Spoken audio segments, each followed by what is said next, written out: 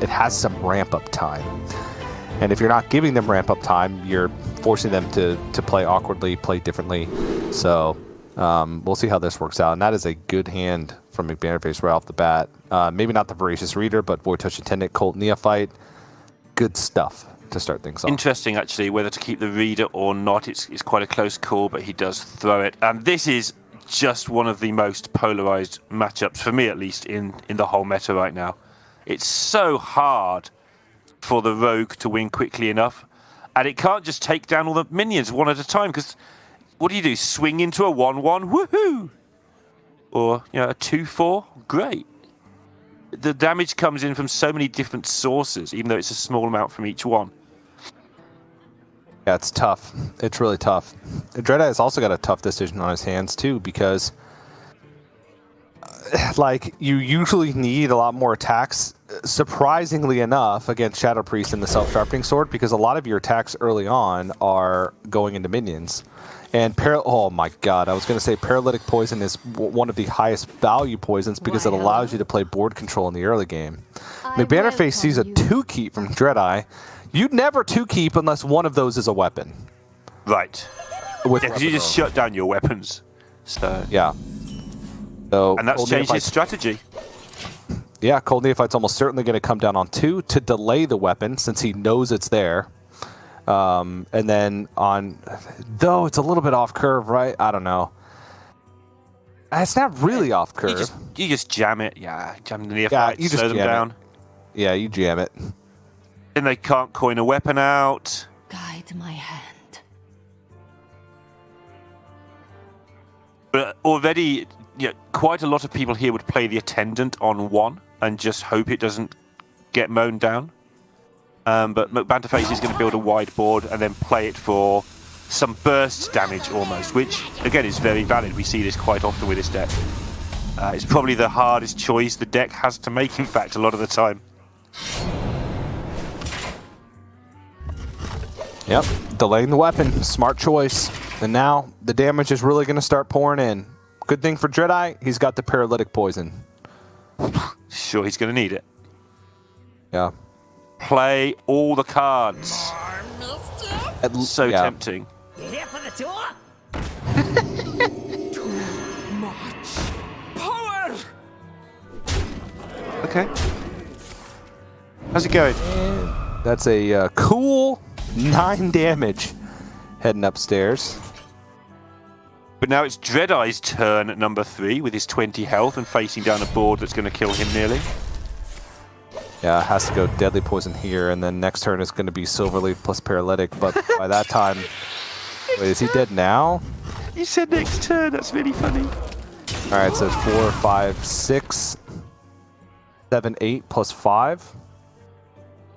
Nope. Plus another 5. Plus 10. 18. That's lethal. That's lethal. You said next turn. Oh my, what a noob. Gracious. Turn 4 lethal. Next turn. Oh man,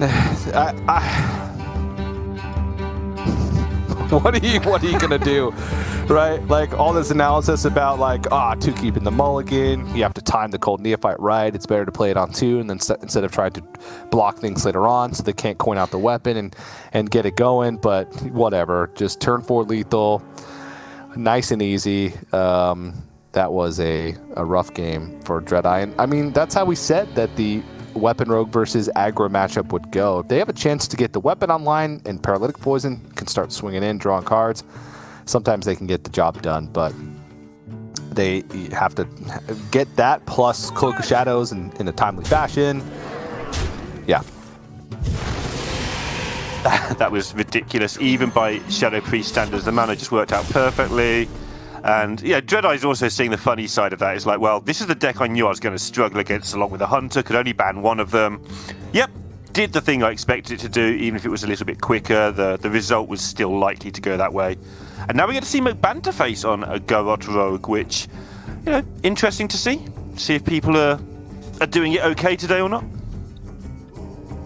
We've weeded out most of the people who have made mistakes with the deck, so he should be all right. Yeah, this is the Casey version. It's even closer to Tempo Rogue. It's only 6 cards different because you run double Foxy Fraud and the Vanessa Van Cleef. So like more minions, more kind of just random resource generation. So it's still, though, at the top end, it is just Garrotes. And here we go. It's a Brute. Garrotes and Brutes. Brute me, dude. TJ's favorite deck. Oh, yeah, I love this deck. Have you managed to get to the 4,000 games required yet to get your Golden Demon Hunter? No. I'm close, though. I climbed to Legend this season with almost exclusively Brute Demon Hunter, which was an adventure. I played a little bit of Druid and a little bit of Priest here and there, but it just didn't hit the same, you know? So I gave it up. That's definitely an adventure. I just did it with Taunt Druid, well, Aggro Druid. I don't know why I call it Taunt Druid. I mean, it's got taunts in it, but it makes you think of the slow, grindy days of Druid that sent people to sleep, not hey, hit you and kill you on turn 4. Happy, exciting Druid that we have today. Yep.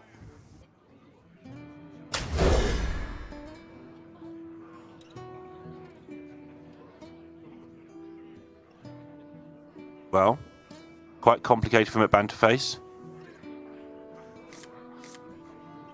Keeping the Ethereal Org Merchant is always, I like your phrase, adventure, because you really don't want to use that card up and still have to go for combo. Which means he's probably going to just spam the board with things, right? Like we saw Luna do yesterday. Because the Brutes have no removal in their deck outside of weapon buffs.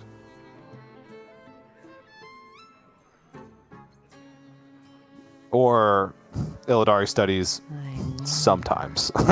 Sure, yeah, sure. Yeah. Just play an Org Merchant of any type you like. Okay, sure. Efficient is sufficient. Alright then. I like the Corn Octobot here. It just gets things rolling a little bit faster. Yep, I think it's right in hindsight. Allows to get the turn 3 Kazakus is quite important. Yeah.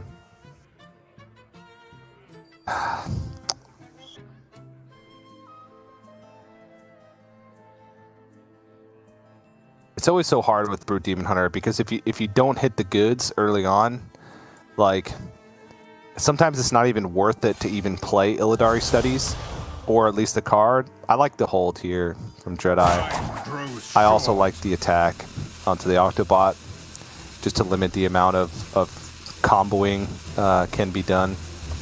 It's very unlikely that McBanterFace is bluffing here. He's a savoury character. He's not going to do that. So yeah, you bump into it, and so he can't reduce an extra card. Yeah. You're paying for my discretion. No one crosses the uncrowned. That's an upgrade. Just playing the Vanessa. That's an upgrade. And this is so good in a lot of matchups now, right?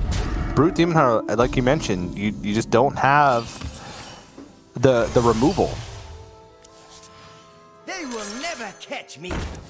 And this will be a first quest complete, but there's no Brute coming down. The Brute's now blocking the outcast from the left side. DreadEye will have a good turn next turn. Acrobatics plus Chaos Strike. That's 3 mana for 3 draws, plus a draw off the top with the sigil. So you're looking at 5 draws already. So the Brute costs 2. If you find one more draw along the way, He absolutely needs to. a Brute in the meantime, that would be discounted from the actual quest completion. He's good. He needs a second Brood, I think. McBanterFace is likely to do here what we just saw Luna do with the Golem giving +2/+2, but he might go for the 1-drop and just settle for that. He does have the Shroud in hand for next turn, which he'd like to cast. Also, the Greater Golem is, 5 mana. It's 2 turns away. Yeah, he's gone for the 1, I think. Yep, wise choice. Keep the tempo up. Take your 2/1s by putting in a 1/1. Seems good to me. Also 1/01. All right, if DreadEye hits some draw along the way, we're looking at Brutes. Oh my goodness. Okay, needs 2 more draws to get this Brute cheap enough. Double jump? Okay. Oh my. The double jump is free if he hits a sigil runner, which is a 50-50, I think, right now. Oh, he hit glide. That's a bummer.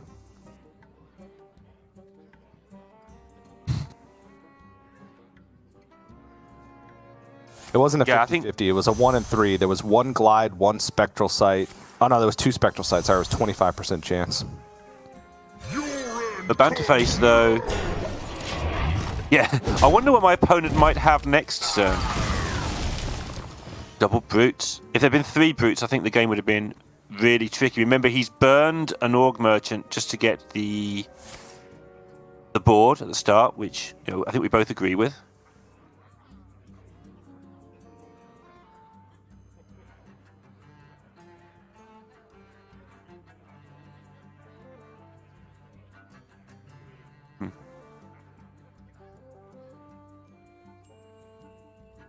So many options.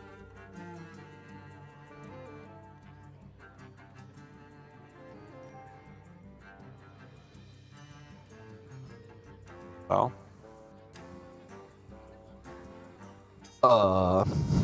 Yeah, I'm just Muzzle their magic. unsure. Okay. Throw a lot of damage pointing at the face, and that's the perfect golem dealing with this. Now DreadEye needs, what, triple brute in order to survive with a Cult Neophyte down? There's just no way.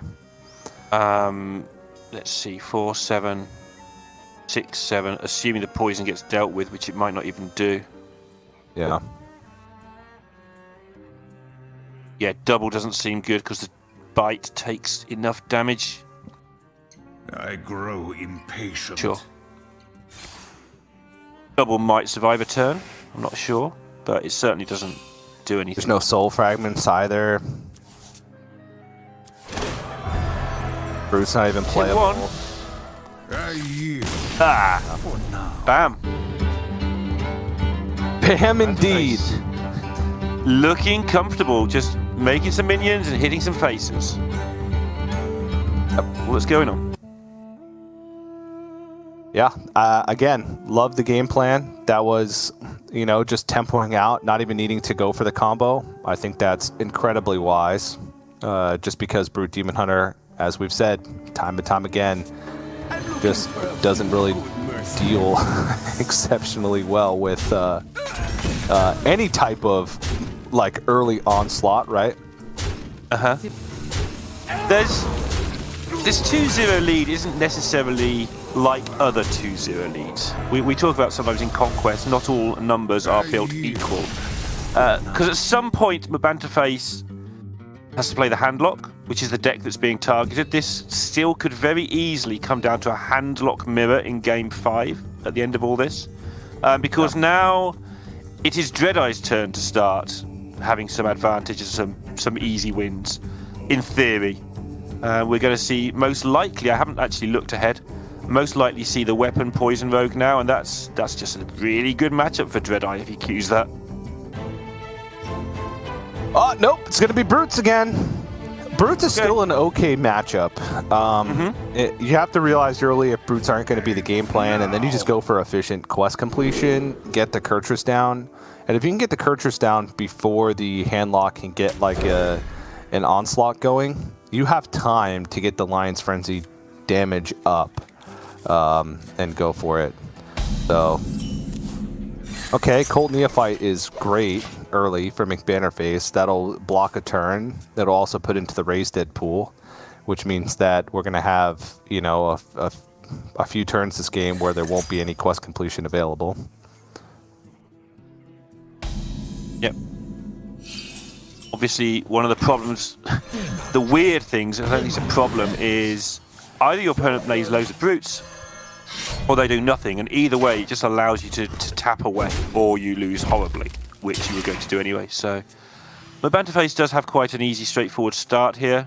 Just the question of when to play the Neophyte and how many times he gets to play. We've seen the people doing well in this matchup playing Neophyte after Neophyte using Raised Deads and such like. I imagine he won't want to get the first one down now, although kind of scary. It's hard to stop the first part completing, isn't it? It's just difficult. Yeah, the first part's pretty easy to complete because you can do it with just like a Tusk Piercer and one draw. Like DreadEye's got a very easy first quest completion. Like right now, DreadEye can very easily complete the quest. He goes Tusk Piercer to get the Death Rattle from the first Tusk Piercer, then Crimson Sigil Runner, then trade away the Peddler. And that's 4. Demons? Fine. Demons. Can't fit in a hero power, though. But maybe he doesn't even want to kill the Cold Neophyte, so it doesn't go into the raised dead pool. Oh, we have seen that a few times. Yeah, that's a good call, TJ. I like that.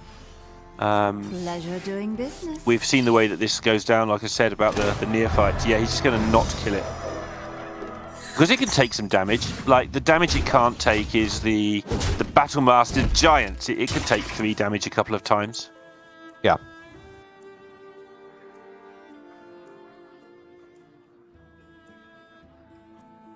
And gets a discount on Spectral Sight, so that's 2 dumpable cards.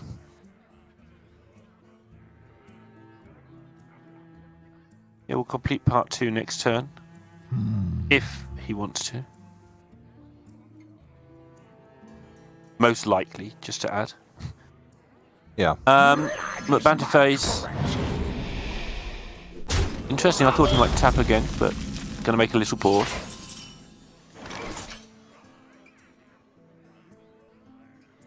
Okay, so that's a copy. That's 1 draw for 1 draw. 2 draws is 2 mana. 4 draws is 3 mana. Has 1 more draw to get the last draw, which would discount the brutes. Nope. Pleasure doing Oh no, business. he doesn't need. He doesn't need it. He actually has all of them. All right, so now these brutes are going to go down. We're gonna get 2 of them though. Oh no. Oh no, only 2. And now he does have to take down the Neophyte, partly because he can trade in, and partly because Soulrend plus Neophyte equals Dead Brute. Soulrend with no other backup equals Alive Brutes, and McBanterFace is in a world of trouble here. It might just be a Soul Rend to try and top deck another Soul Rend, or even Drain Soul with the Tamsin. You go Soul Rend this turn, it would bring the brutes down to 3 health, and then next turn you go Tamsin Drain Soul if you hit it. So 2 Drain Souls and 1 Soul Rend in the deck is outs. That is best case scenario. If I'm DreadEye here, I'm just playing a brute probably. Yeah, you've seen McBanterFace. You're expecting to have another. Sorry, I'm not expecting when you think about it hard, but your instinct is that the McBanterFace has the second Soul Rend already. If he's playing 2, let's have a look. Cool. Then you push 14 this turn and another 7 next turn. Yep. That's fair. And then Lion's Frenzy plus a Glide the turn after that is nearly lethal. So is there some trickery where... No, there isn't, because the Glide's... I just wonder if there's some trickery where he can Lion's Frenzy now, but no, the Brute makes sense mana-wise, it makes sense logic-wise that TJ's outlined. Sure, I'm with you. I agree. glad I'm not sure if you convinced me or if I convinced myself, but I'm convinced.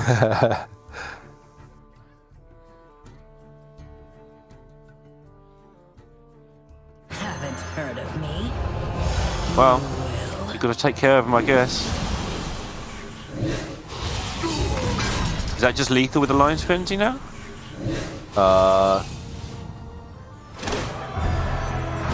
It'll be 1 draw, 4 draws. That's 6 damage, 7 damage. Yeah, it's lethal.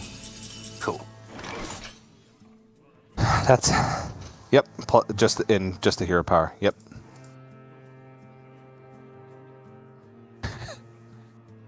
1, 5. Yeah, Lion's Frenzy, Trade, Glide, Hero Power. I can't fit the hero power, I don't think. Oh, okay. Yeah, whatever. Oh, I needed one soul fragment. Yeah, just hit the fragment. Yeah, sorry. It was just one fragment that was needed, or a free draw.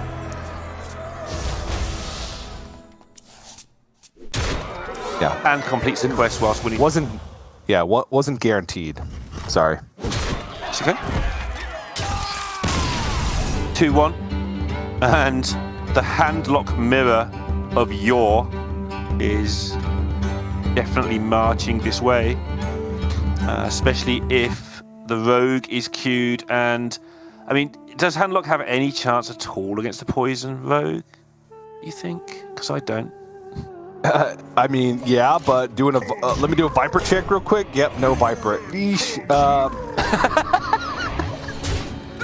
So I'm gonna go with a not really. Let's put it that way. I like getting you to commit to something, because then it can go wrong and I can laugh. So I'm a nice guy like that. Yep. Right, DreadEye doesn't want to mess around with that. He just wants to get rid of the mirror match right now. And Let's look at the differences. Because of what you mentioned, this is a big deal. If the last matchup for DreadEye is the weapon rogue, then if DreadEye wins this game, he's looking good to win the series. So, crucial victory for both players. Of course, you set it up nicely, Neil, that it was going to come down to a handlock mirror. Whether it happened in Game 1, Game 5, or in this case, Game 4, this is kind of the matchup that this series is going to hinge upon. DreadEye's build is a bit different to what we see mostly. He's got the double rod and also the double mana feeder. So he's capable of rifling through the deck significantly faster than usual. Does give up some healing for that. So McBanterFace has the bread baker in that slot and the double neophyte.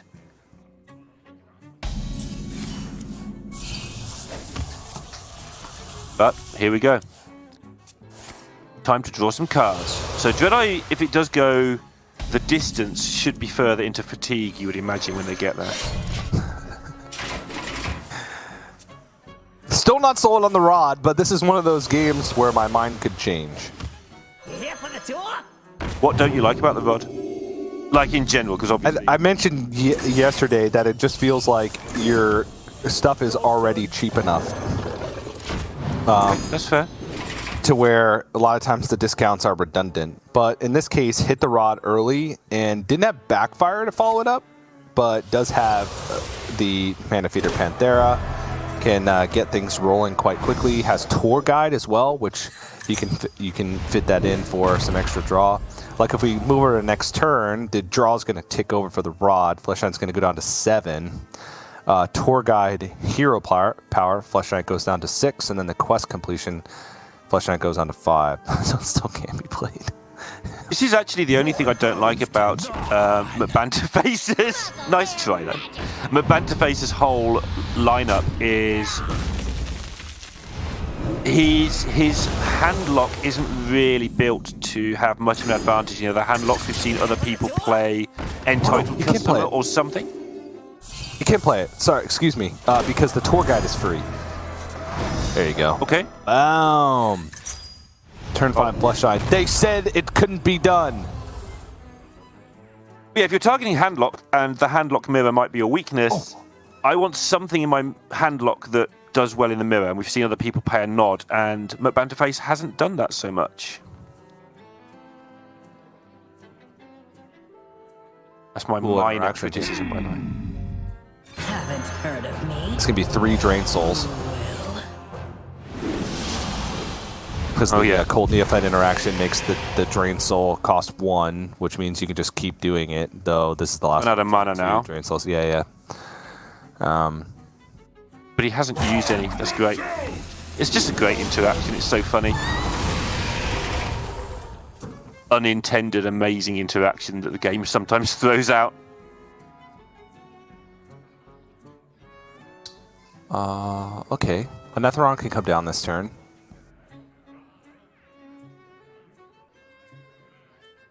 Depends what he wants from the Raised Dead. If he wants a tour guide or the chance for a null.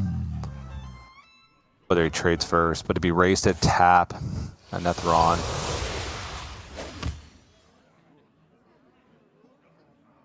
Can he fit in a Netheron and a Giant? I think he could have. If he didn't get the null back, he would Raise Dead first, which would give Cult Neophyte Tour Guide. Then you Tour Guide tap. I don't know. He could still get it down regardless. You saved a mana. Yeah. He gets them both. Now DreadEye gets to go everything. Yep. He can backfire, Soul Rend, Mortal Coil, Drain Soul, Giant. Just picked up a blast. I don't think that changes it. It does change a bit. So now it depends if he wants to draw or not. If he wants to be one card deeper in his deck and get the draw. Well, if he's going to Soul Rend, you push the one damage. You really want to bump first. Okay. Stopped himself. Push the one. Push the one! For God's sake! He wants to multiple. It's fine. Yeah, but he didn't attack with the tour guide. Yeah, he didn't get the Gallon 1. Okay. Down to 10 cards, though. So, all of the nonsense is now activated. Yep. Here for the tour. Tour nonsense, Baron's nonsense. Yeah, the Baron Scavenger interaction with Rod. Inconsistent with others, but it's there, so we deal with it. Wait, I-Beam? Yeah. Every other card. Okay. Says that. There's only 2 though, right? And Netheron's the same way. I don't think you can discount a Netheron past 1. Oh, interesting. I think Baron Scavenger's the only outlier, but whatever. It's it can discount past 1, so the discount sticks. Like I-Beam, for example, will always cost 1 if it's an outcast position, whereas Baron Scavenger will cost less if it's been reduced. If it's been reduced. I'm with you. And it was a pretty big deal right there because it allowed him to make this monstrous board, force McBanterFace to not generate any tempo this turn, and now DreadEye gets a full set of mana crystals, well, at least 7 of them, with a giant starting on the board, which is pleasant for him. Still needs something though. Needs a little bit more gas. Looking at the remainder of the deck here, I just got booted out. Thing is, he has a Battle Master. Okay, sure. He might also just get enough damage through with these that he only needs a mini Tamsin at the end to do the damage. To just win the game in fatigue. He's got the backfire still in hand set up, for instance. So McBanterFace needs to deal with this lot, and then DreadEye can actually just try and complete the quest and win that way, I think. Yeah. And McBanterFace just hasn't hit enough draw this game, it feels like. Can Spice Bread Baker here. Can heal up a little bit, but is still dead to Battle Master. So DreadEye, 6 cards left, Battle Master's one of them. That's it. Well, 7 cards left to be in a turn. He's backfiring here to try and hit it. This takes away his fatigue. Excuse me, his fatigue win. There it is. But he hits the Battle Master, and it's 2-2. And DreadEye has poison/weapon rogue remaining, which is a massive deal for him.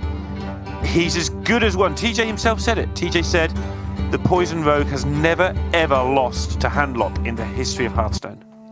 In the history of Hearthstone. Not true. They can just not draw the weapon. But so far, we've watched DreadEye play 4 rogue games on broadcast. He's had a weapon on 3 in every single one of those rogue games. So, and he won the other one.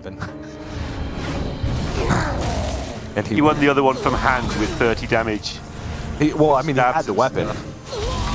Eventually, yeah, because he drew his whole deck, so I suppose he had the weapon. Well, no, he drew it in all the road games. He had the weapon on 3 in that game.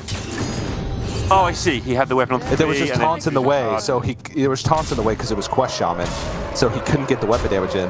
But he had double Silverleaf Poison for like 3 turns, so the weapon was one of the main reasons why I drew through that cutting class for free. For example, if you don't draw the weapon at all, you're almost never getting there because you don't have enough draw, because you're not getting your Silverleaf Poisons, you're not getting your cutting classes, and if you are, they're much weaker. So, all right, 5 out of 5. McBanterFace's deck, and there's still no Viper in there, by the way. I just checked. All right, still no Viper. You heard it here first. And second. And second, and third, actually, because I said it right now to reiterate your point. Uh-huh. Still upset that DreadEye didn't push the 1, though. Yeah, why didn't he push that 1? He's got weapons now, as you iterated correctly earlier.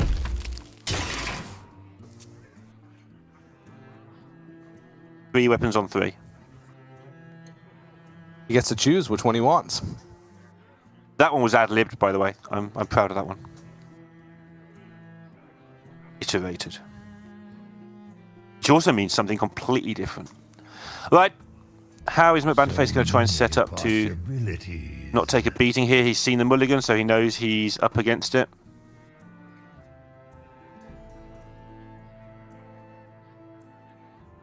Almost out of time. Coin backfire. If you don't coin backfire, sometimes you can run into hand space issues if you're not finding playable cards. He's got the null, so it's not the biggest deal, but...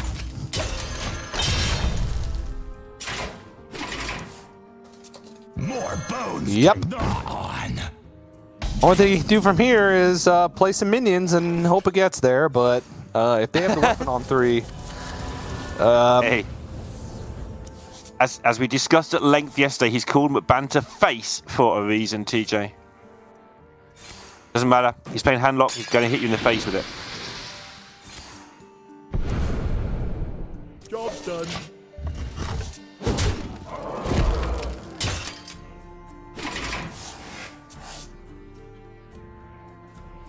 Well, he's got the Battlemaster, so that gives him...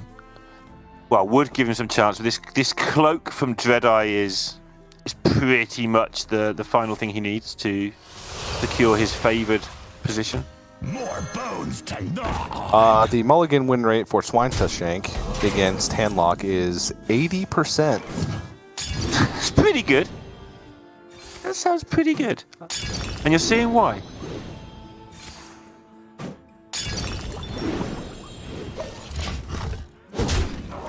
I'm pretty confident that McBanterFace is pretty dead. I just check he hasn't got a lethal hiding away next turn. Is there any way he can not die next turn and get this Battlemaster onto the board? Oh, I mean, I don't think he's going to die next turn, but... I mean, okay, so can he set up a lethal of his own then? He's got Battlemaster in hand. He's got 2 5-attack minions on board. He can do 10 damage now. Play the Bristleback in the middle. Okay. No, doesn't work. Because you can't kill it off the same turn you play Battlemaster. DreadEye's just going to go Cloak. I mean, yes, there's a lethal setup next turn. You just attack face. Like that's how do you not die for 2 turns? So he's got to not die this turn, and he's got to not die next turn. So he's got to win on turn 7 if another Cloak isn't drawn and if he's somehow alive. You play the Bristleback and you drain soul one of your gnolls? I don't know. So many possibilities. Yeah. Blood is my currency. What, like this? Yeah. He's gone with the same. I don't know. This is all I got. This is the only line he can find. Yeah, you just throw up your hands. Sure, why not?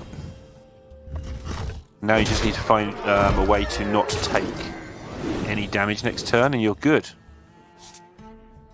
Can he steal the Cloak? No. So you just go Wicked Stab, Cloak of Shadows, and say, all right, my job here is done. Can he make a Viper? Like, I'm just going to keep asking questions that I know are impossible because there's no way this game goes any other way. So many options. If he finds a Viper in his deck, he's disqualified, so that's not an out. Another happy guildie. How about if DreadEye forgets to play the cloak?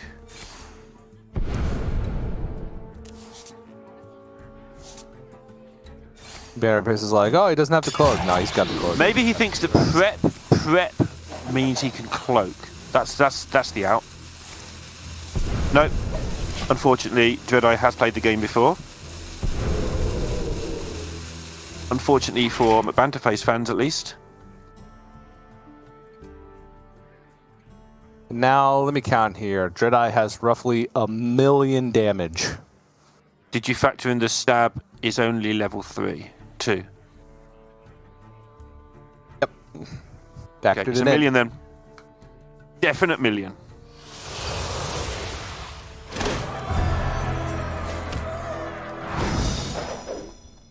Okay. You found a way to do some more damage, TJ. Now, if you had a diligent note taker and could replay the quest after completing it completely, you could do another 3 damage. So he drain souls one and touches the other. It still sets up lethal if DreadEye doesn't kill anything. He's trying so hard. Yeah, he can go up to 19, which currently DreadEye doesn't have 19. He's got ways to find 19. And at the very least has a way to find another cloak. And at the very, very, very least, can remove the board. Can kill something on board. That is 8 plus 12. That is lethal. Guild Trader, prep, wicked stab, wicked stab. BOE, I got it all.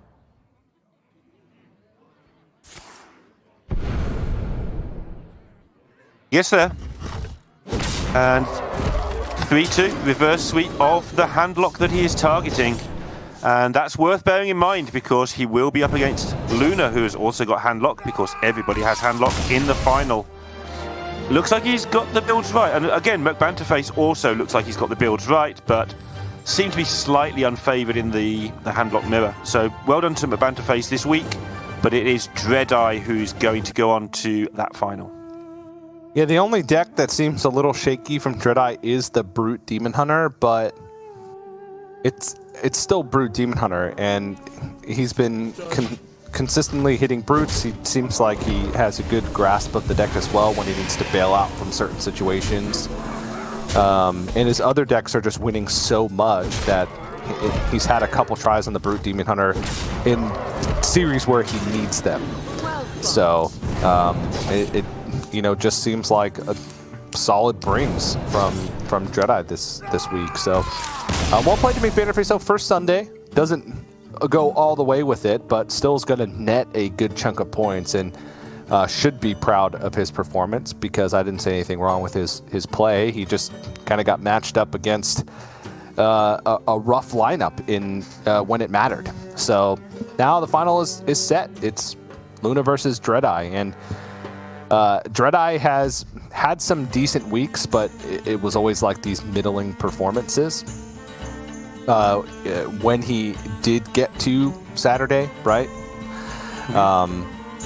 What was it? He's 2-6 now on Saturday, so he's only made